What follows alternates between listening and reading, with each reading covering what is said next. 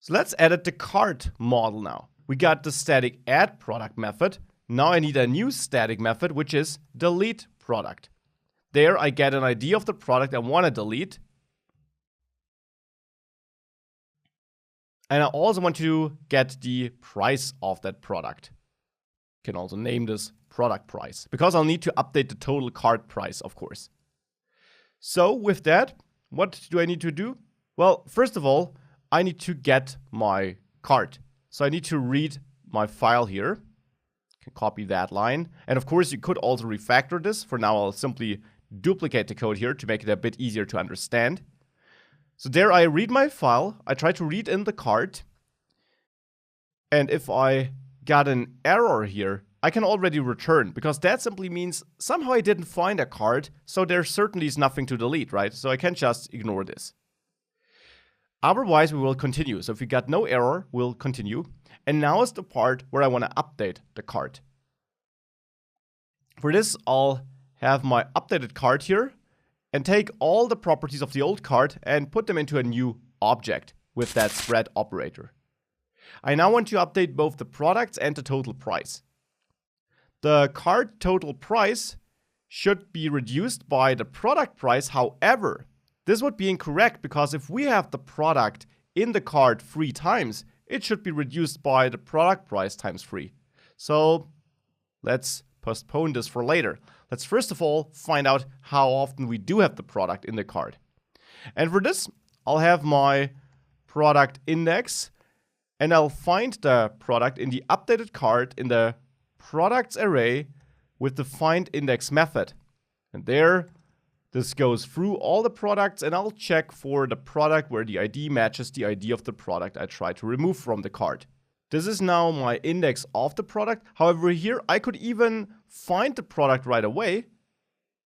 Just product like this, because I will remove it differently from our products array. For now, I just need the product to find out what the quantity is, because remember, we're storing the quantity in that QTY field.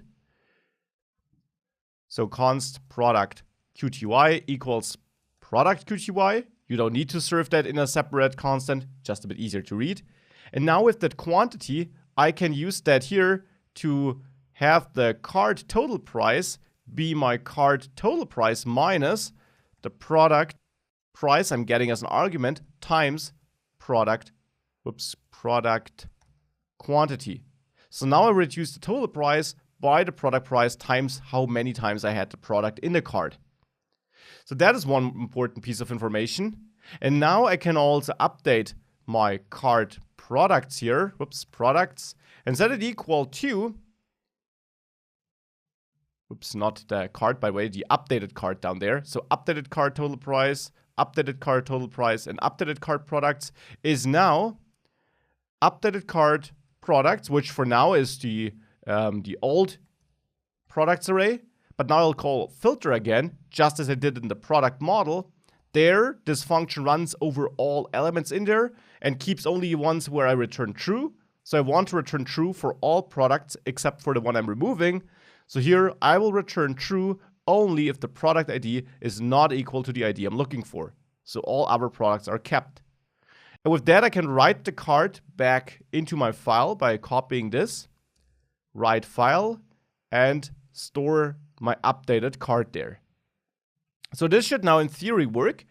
I can now also go to the product model, and there I now need to import my cart model. So const cart equals require cart like this. And now with that imported, in here I can simply call cart delete product and pass the ID. And I also need the price now.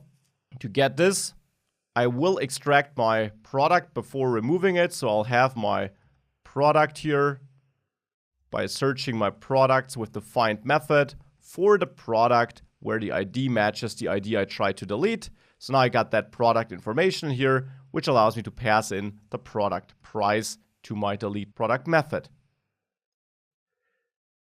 So now we are able, hopefully, to delete a product by its ID and also to then delete it from the cart if it was in there. And right now, for example, if we have a look add our cart. We do have that ID, the milk can. We do have that in there, so this should be gone if we delete it. So now in the admin controller, in post delete product, we can use product and then delete by ID and pass in our prod ID here, like this. And then we can also redirect to /admin/products. Now, by the way, a little side note, it would be best if we have a callback in delete by ID so that we only redirect once we're done. And the same is also true for updating, by the way. There, a callback in save would be best for redirecting. For now, I'll not do this. Later, we will add this little functionality. But let's now see if that works. If I delete the milk can here, I get an error. Cart is not defined in my cart.js model. Deleting the product worked though. If you check products.json, you don't find it anymore. So this worked. But in the cart model, yeah, I'm trying to get all cart fields, but of course, I'm looking at the file content, so I should use this. This is a bit annoying because now I deleted the product. Well, I'll still have it in the cart, but it's no problem. I will simply recreate it and then hack the ID into the products.json file.